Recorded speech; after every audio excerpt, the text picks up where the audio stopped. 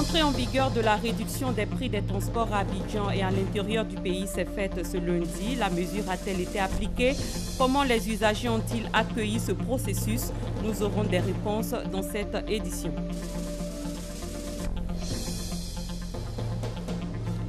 À travers Exim Bank, l'Inde a octroyé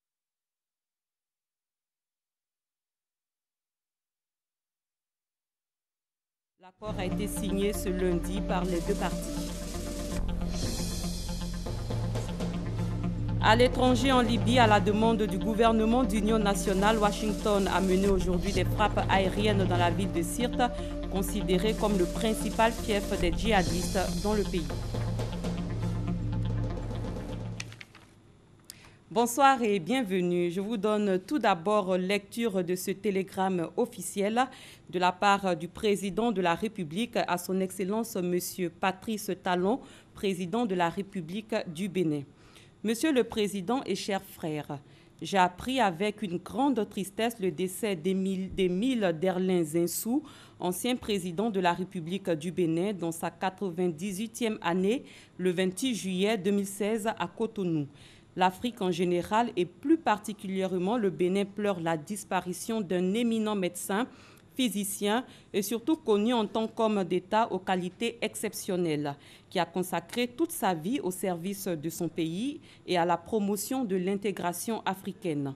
Le gouvernement et le peuple ivoirien se joignent à moi pour adresser à votre Excellence, au peuple béninois, ainsi qu'à la famille éplorée, nos sincères condoléances, notre compassion et toute notre sympathie.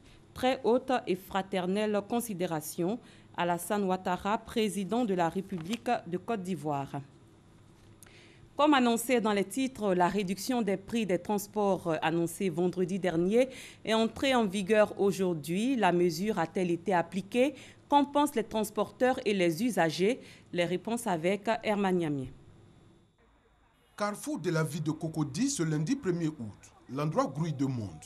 Comme chaque jour, des milliers de personnes convergent vers ces lieux pour allier les différentes communes du district d'Abidjan.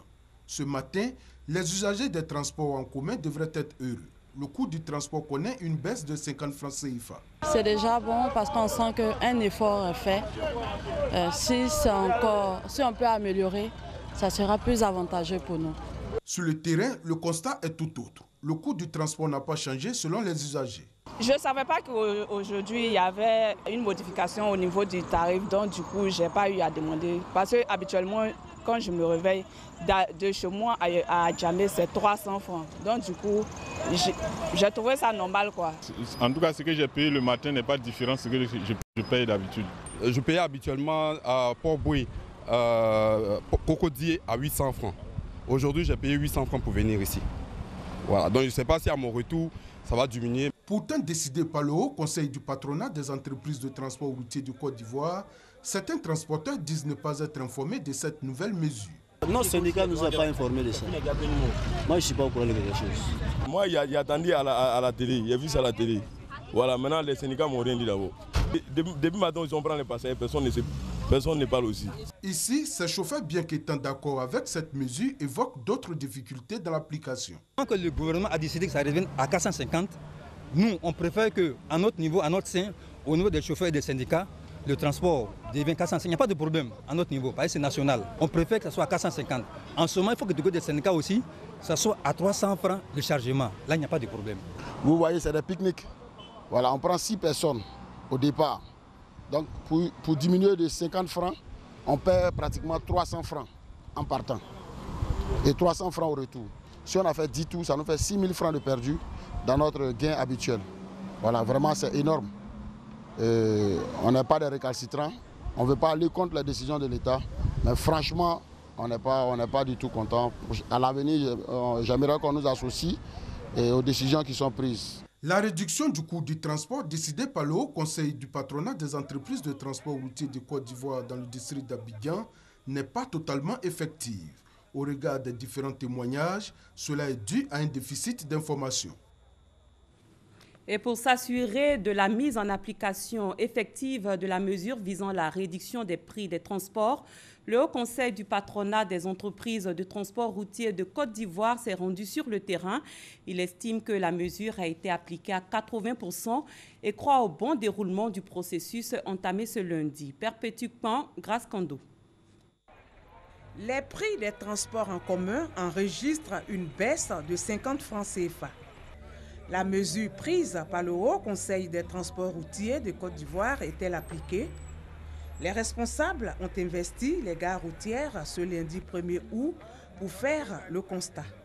On se rend compte qu'en grande partie, l'essentiel est fait parce que la mesure est appliquée sur la plupart des lignes au niveau du district d'Abidjan et nous sommes vraiment heureux. Bien entendu, il y a encore des réglages à faire et comme c'est un processus, nous nous attelons à faire ensemble que la mesure prenne à 100%. Dans les communes d'Abobo et de Yopougon, les syndicats et les chauffeurs des taxis communaux et des mini-cars, communément appelés Gbaka, respectent dans l'ensemble la mesure. C'était 300 francs à Bobo Angré, mais maintenant c'est devenu 250 francs. Voilà, il y a une baisse de 50 francs voilà, sur le coût du transport. Donc c'est ce que nous faisons présentement là, depuis ce matin. Et dans l'ensemble, en tout cas, il n'y a pas de problème. Tout va bien depuis moi. À Bobo, je peux l'affirmer, 100%, depuis matin, on n'a pas eu de cas majeur. Depuis à Bobo, 100%, ça ne va pas de problème. Yopougon est tellement grand, c'est effectif à 80%. Il ne faut pas que j'aille m'aventurer pour dire tout est propre. Pendant ce temps, c'est au fil du temps qu'on pourra réajuster tout. Cette baisse de 50 francs CFA du coût du transport en commun réjouit les usagers. Ce matin, on est content. C'est parce que Mika était à 300 francs. Maintenant, c'est à 250. On est très contents. On paye 200. Maintenant, ils ont démené 150. La décision prise par le Haut Conseil du patronat des entreprises de transport routier vise à lutter contre la cherté de la vie et à soulager les populations. Nous restons dans le domaine des transports avec cette bonne nouvelle. L'Inde, à travers Exim Bank, a octroyé une aide d'environ 118 milliards de francs CFA à la Côte d'Ivoire pour le renouvellement du parc auto. Cette somme sera mise à la disposition des opérateurs économiques du secteur des transports routiers. L'accord a été signé par le représentant de la banque et le ministre chargé de l'économie et des finances, Francis Boifou. Il fallait 100 milliards de francs CFA pour financer le renouvellement du parc automobile de Côte d'Ivoire au titre de l'année 2016. C'est désormais un acquis à travers cet accord de prêt d'environ 118 milliards de francs CFA qu'Exim Bank Inde vient de signer avec les autorités ivoiriennes. To support the public of Côte d'Ivoire and to increase export. Ce prêt a été octroyé en vue de soutenir la Côte d'Ivoire dans sa croissance. La Côte d'Ivoire est l'un de nos partenaires importants. Le ministre chargé de l'économie et des finances revient sur les conditions du remboursement du prêt. La durée de remboursement est de 12 ans, le différé est de 2 ans et le taux d'intérêt Libor, c'est à 6 mois plus 1,75%. Le projet de renouvellement du parc automobile est donc une réponse du gouvernement face au constat de la vétusté et du vieillissement du matériel roulant des transporteurs, la moyenne d'âge étant d'environ 21 ans. Aux transporteurs, le ministre des Transports s'est voulu clair sur les conditions d'acquisition des véhicules neufs. Ce n'est pas une distribution gratuite des véhicules. Et nous allons recevoir de l'Inde environ 3600 véhicules et nous allons passer par les banques pour qu'effectivement on puisse faire des crédits. 50 000 véhicules à renouveler sur 5 ans pour un coût global de 750 milliards de francs CFA. L'État veut assainir le secteur des transports, selon le ministre Gaoussou Touré. Le secteur des transports s'organise, les autorités coutumières aussi. La ville de Divo a désormais son représentant régional de la Chambre des rois et chefs traditionnels. Il a été installé par le ministre d'État, ministre de l'Intérieur et de la Sécurité et le ministre des Affaires étrangères. Ahmed Bakayoko a exhorté la jeunesse à respecter la chefferie traditionnelle et à s'éloigner de la violence. Abou Sanougou. Le ministre d'État, ministre de l'Intérieur et de la Sécurité Ahmed Bakayoko et le ministre des Affaires étrangères Alberto Akes Mabri dans le Lord du Bois pour installer le chef central de la région. Tegbo Aliko est désormais le chef des chefs. Il a été investi représentant régional de la Chambre des rois et chefs traditionnels de la région par le ministre d'État, ministre de l'Intérieur et de la Sécurité Ahmed Bakayoko et le ministre des Affaires étrangères Alberto Akeuss Mabry dans un stade municipal de Divo qui a refusé du monde. À cette occasion, le ministre d'État Ahmed Bakayoko a exprimé sa reconnaissance au président de la République Alassane Ouattara pour avoir donné un statut aux chefs et rois et a invité la population à respecter l'autorité des chefs traditionnels. Ahmed Bakayoko a également appelé les élus et cadres du Lodge du Bois à l'union et sensibiliser la jeunesse. Chers jeunes, nous avons constaté depuis un moment qu'il y a trop de violence dans votre expression. La violence n'a jamais fait progresser une société. La violence nous retarde. Parce que tout ce qu'on casse, il faut le rebâtir. Donc vous devez être sage. Chef, le président veut vous redonner votre dignité. Il veut que tout le monde vous respecte. Et je peux vous assurer que l'État veillera à ce que les chefs installés, les chefs dans leurs activités soient respectés. Les chefs vont incarner ces valeurs qui nous rassemblent, vont incarner ces valeurs universelles qui nous font progresser. Le dialogue. Le ministre des Affaires étrangères Alberto Akeuss Mabry a demandé aux cadres et élus de donner un poids à la chefferie traditionnelle du Grand Ouest en se rassemblant autour de leur chef. Aliko ne sera pas le chef des Dida, il sera le chef de tous ceux qui vivent dans le Lodge du Bois. Qu'il soit Dida, qu'il soit Baoulé, qu'il soit Malinké, qu'il soit Sénoufo, qu'il soit Gouro, qu'il soit Yakuba, ce sera le chef de tous ceux qui vivent ici et je vais vous conseiller de vous rassembler autour de lui. Par ailleurs, les populations ont saisi la pêche pour formuler des doléances, notamment le bitumage de l'axe Divo-Yokobwe, avant de promettre une participation massive au prochain référendum. Aliko Tebo est âgé de 86 ans. Il est marié et père de 12 enfants. Autre sujet, autre cadre, c'est parti pour l'édition 2016 de la Semaine nationale de la propreté, une semaine initiée par le ministre de la Salubrité urbaine et de l'Assainissement. Anouloto était aujourd'hui dans la commune de Trècheville pour lancer l'événement. Il a pour thème « Une ville propre et assainie, c'est l'affaire de tous ». Le ministre a invité les populations de la commune Zassa à s'impliquer dans l'assainissement de leurs espaces de vie. Elle a sollicité l'engagement des femmes, des jeunes et des transporteurs. À l'ensemble des Ivoiriens, Anne Désiré Oloto a demandé d'être des modèles pour les futures générations en matière de propreté. Je vous propose à présent d'écouter le ministre de la Salubrité urbaine et de l'Assainissement, Anne Désiré Oloto. J'ai besoin de vous. Le gouvernement a besoin de vous, de votre participation et de votre implication. Le maire, madame le député, le conseil municipal, nous avons besoin de vous. Parce que c'est vous qui vivez au quotidien, tous les jours, avec ceux qui sont indisciplinés. Ceux qui prennent leur poubelle pour aller jeter dans le caniveau, vous les voyez, non? Quand vous les voyez, quand vous les verrez désormais, qu'est-ce que vous allez faire? Ramasse. Vous êtes d'accord, non? Ramasse. Madame, il faut ramasser tes bagages. Tout le quartier est bien encerclé, elle va ramasser ses bagages qu'elle a mis dans la poubelle, dans le caniveau. Est-ce que ça c'est normal?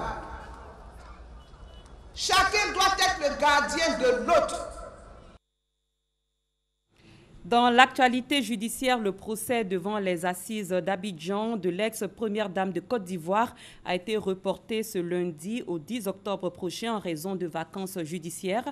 Simone Gbagbo est jugée pour crimes contre l'humanité et crimes de guerre. La justice accompagne également le respect des droits de l'homme. Une caravane qui se charge de la question sillonne tout le pays. Elle s'est arrêtée le week-end dernier à Soubré. C'était l'occasion pour le ministre des Droits de l'Homme et des Libertés publiques d'installer la commission locale dans la région de la Nawa. Éric Ogori. Je suis un Ivoirien nouveau, je respecte les droits de l'homme, j'accomplis mes devoirs. C'est le message principal de la 14e édition de la caravane des droits de l'homme. Première étape de cette 14e édition Soubré dans la région de la Nawa. Paulette Badjo, la ministre des droits de l'homme, est-elle montée au créneau pour expliquer aux populations de la Nawa leurs droits et devoirs? J'ai pour plaisir à leur parler de cette notion des droits de l'homme que je compte les voir partager avec chacun de tous autour d'eux. J'ai voulu leur faire saisir saisir l'importance de cette notion qui n'est pas seulement abstraite et qui s'adresse à chacun de nous. J'ai voulu aussi leur passer ce message fort du gouvernement qui est celui de l'Ivoirien nouveau. Il faut qu'au sortir de toute cette crise profonde que la Côte d'Ivoire a connue, l'Ivoirien revête un esprit nouveau, que l'Ivoirien se sente investi d'un devoir de citoyen. À Soubré, la caravane des droits de l'homme a marqué une escale à la prison civile où les prisonniers ont reçu vivre et non vivre. Le ministère des droits de l'homme a manifesté sa reconnaissance à un certain nombre de personnes invitées à l'occasion à poursuivre leur implication dans la promotion des droits de l'homme dans la région de la Nawa. Dans la même veine, l'Observatoire des droits de l'homme a lancé aujourd'hui le campus des droits de l'homme CDH 2016. Il s'agit de la 2e édition. Le campus des droits de l'homme a pour but de renforcer les capacités des jeunes en matière de droits de l'homme, de leadership et d'éducation à la citoyenneté. Salima Toudia, Gabriel Zani. Un campus des droits de l'homme pour inculquer les valeurs démocratiques aux jeunes leaders des organisations de la société civile.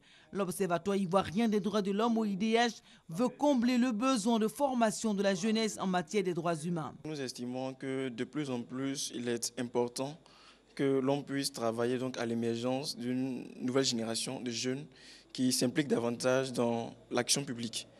Alors, l'OIDH donc a décidé de cibler tous ces jeunes-là qui travaillent au sein des organisations qui promeuvent les droits humains, qui promeuvent également les valeurs démocratiques, à l'effet donc de leur permettre de mettre en pratique les outils théoriques et pratiques qui leur seront donc donnés à l'occasion de ce programme de formation.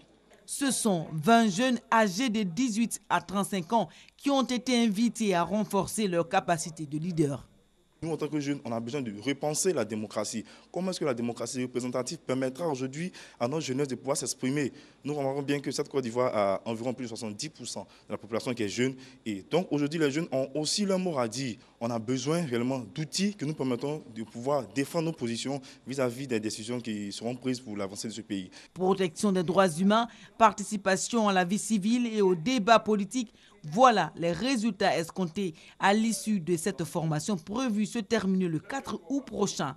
Cette initiative de l'ONG OIDH soutenue par la Commission nationale des droits de l'homme vise à promouvoir la bonne gouvernance démocratique.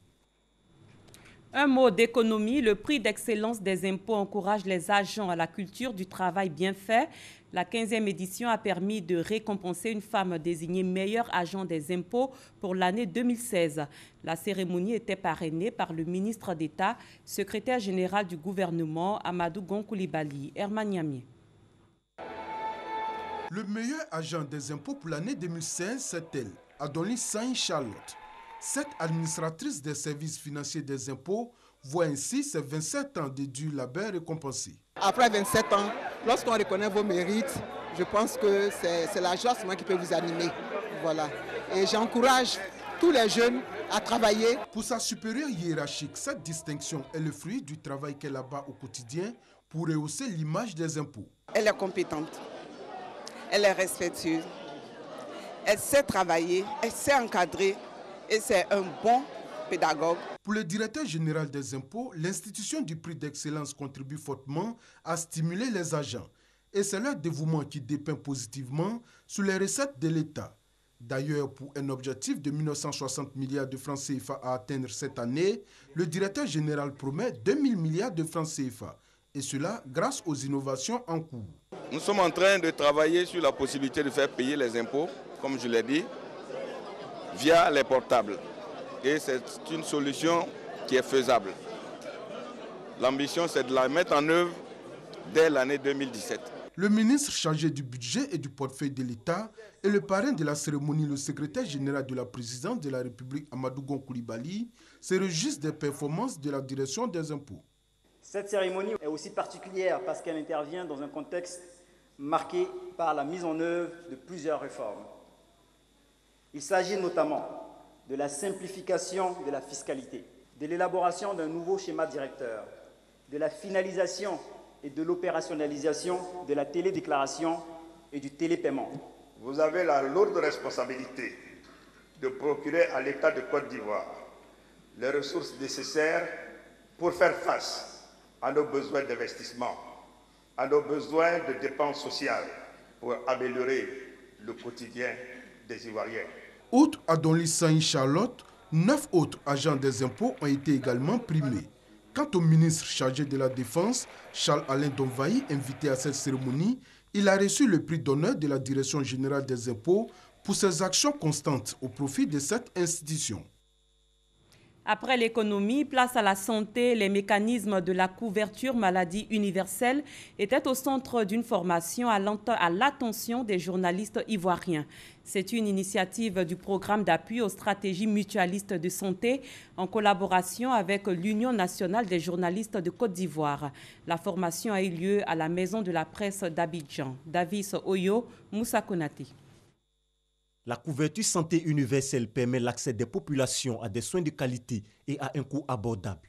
Sa mise en œuvre bute cependant sur la méconnaissance de ce fonctionnement. Pour permettre à l'opinion d'être mieux informée sur cet instrument de protection sociale, les hommes des médias ont un rôle important à jouer.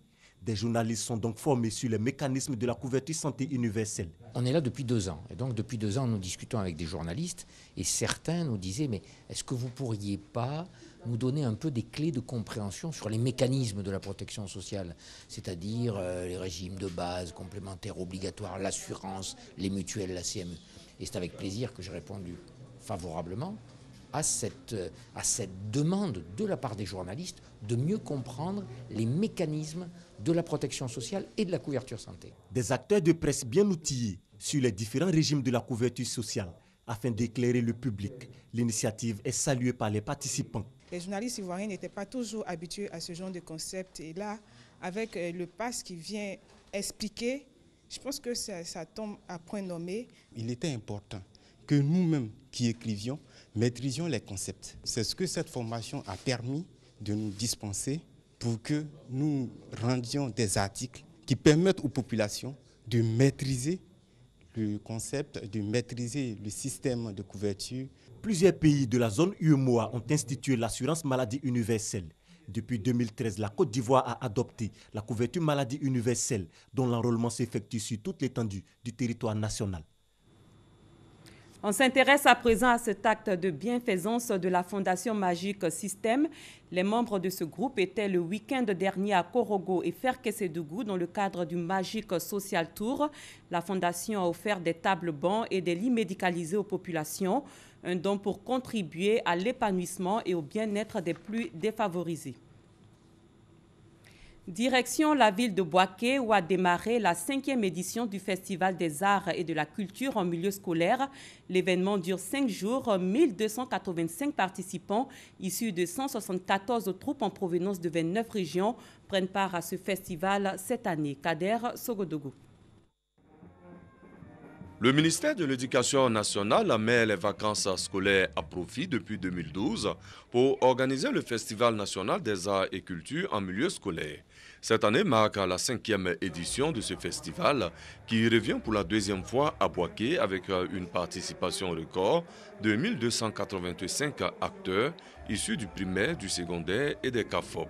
Ils sont regroupés dans 174 troupes venues de 29 régions du pays et ils vont compétir dans 10 disciplines, le théâtre, la danse, la peinture et bien d'autres. Pour soutenir le ministère de l'Éducation nationale, sont présents pour cette 5e édition le ministre de l'Entrepreneuriat national, de l'Artisanat et de la Promotion des PME et le ministre de la Culture et de la Francophonie. Pour ce dernier, ce festival est un rendez-vous culturel indéniable.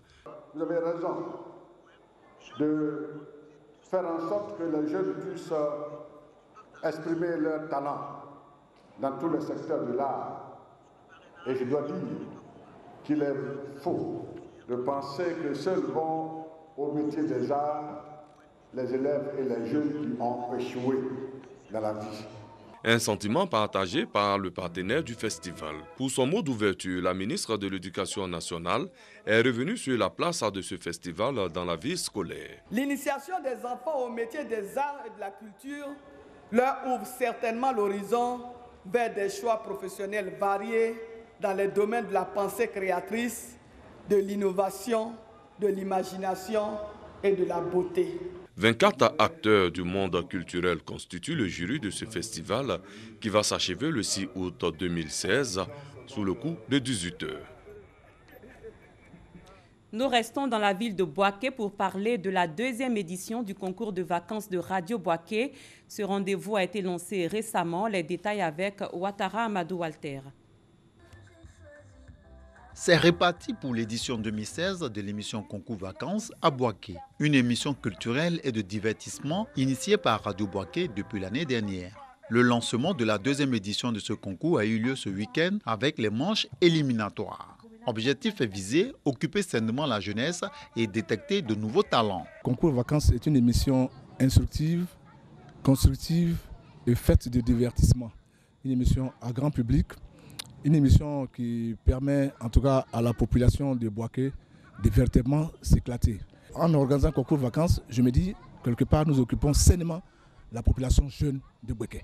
3 disciplines sont au menu des phases éliminatoires de cette compétition. Chansons au choix, culture générale et poèmes au peuple. Pour la deuxième manche de présélection, 3 groupes étaient en attraction, à savoir KBL Katana Club et Imperial Team de Bouaké. Est venu de Brobo le groupe No Limit.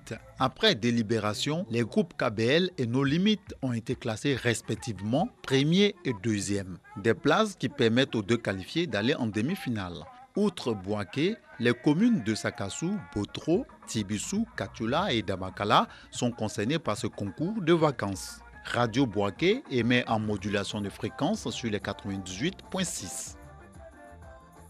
En politique, à la suite des manifestations contre la CIE, des parlementaires appellent au calme et à la retenue.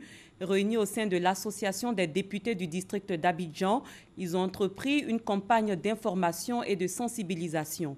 Première étape, la commune d'Abobo. Sidonie Davila.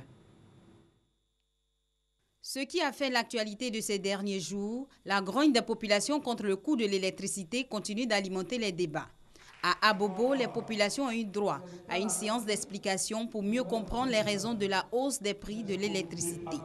Les violences observées lors des manifestations dans certaines villes du pays ont amené les parlementaires issus de l'ADA, Alliance des députés du district d'Abidjan, à dire non à cette violence. Ils ont invité les populations à plus de vigilance et au calme. Autant nous sommes là pour interpeller l'exécutif sur les préoccupations du peuple, autant nous sommes là pour être le relais de l'exécutif auprès des populations. C'est ce que nous venons de faire. Les populations ont le droit de s'exprimer, mais dans le calme, dans la paix et surtout sans violence. La démarche de l'ADA a été appréciée des populations d'Abobo qui, à travers des discussions, ont pu bénéficier d'une meilleure compréhension sur la situation actuelle.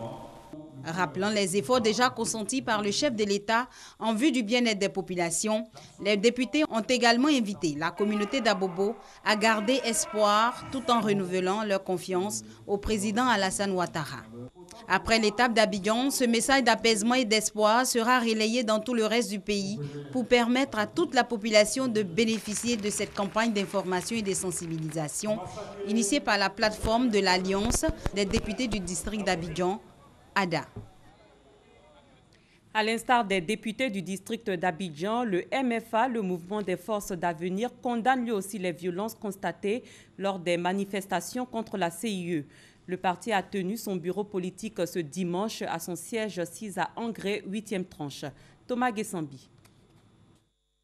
La situation sociopolitique actuelle du pays, un sujet qui a réuni le bureau politique du mouvement des forces de l'avenir MFA, une réunion élargie pour la circonstance aux délégués départementaux du parti. Le sitting des étudiants sur le campus de Cocody, les marches des populations sur des agences de la CIE. Pour ces mouvements d'humeur, le bureau politique s'est prononcé. Le bureau politique condamne fermement l'usage de la violence comme voie d'expression par les manifestants et appelle le peuple de Côte d'Ivoire à privilégier le dialogue pour la satisfaction des revendications même légitimes. A laissé entendre le président du parti. Et ce n'était pas tout au cours de cette rencontre. Les questions liées au parti unifié et au projet de réforme constitutionnelle y ont aussi été abordées. L'instance du MFA dit apprécier des avancées notables et encourage le directoire du RHDP à poursuivre ses efforts en vue de la réalisation du parti unifié. Pour le projet de réforme constitutionnelle, le MFA note avec satisfaction le vote par le Parlement ivoirien de la loi portant organisation du référendum. Le MFA, qui veut prendre une part active aux élections législatives à venir, a félicité à l'occasion son président, le ministre Anzoumana Moutaye, pour les dispositions prises à cet effet. À l'étranger, en République démocratique du Congo, le retour au pays d'Étienne Tshisekedi a été ponctué dimanche d'un grand meeting au stade des Martyrs devant des dizaines de milliers de personnes. Toutes les composantes de l'opposition étaient représentées. Le chef de l'UDPS a exigé la tenue de l'élection présidentielle d'ici à la fin de l'année et le départ du président Kabila au terme de son second mandat le 20 décembre prochain. Émilie Touré, Thomas Gessambi. Ils étaient des dizaines de milliers rassemblés face au stade des Martyrs à Kinshasa ce dimanche 31 juillet pour le premier meeting du rassemblement de l'opposition, le premier aussi pour Étienne Tshisekedi depuis son retour de Belgique. Le président de l'UDPS ne s'était pas exprimé devant une telle foule de partisans depuis 2011. À cette occasion, il a exigé que l'élection présidentielle se déroule en septembre afin que le président Kabila quitte le pouvoir à l'échéance de son mandat le 20 décembre.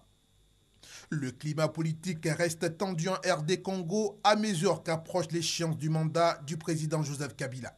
Ce dernier a convoqué fin novembre un dialogue afin de permettre l'organisation d'élections apaisées dans le pays.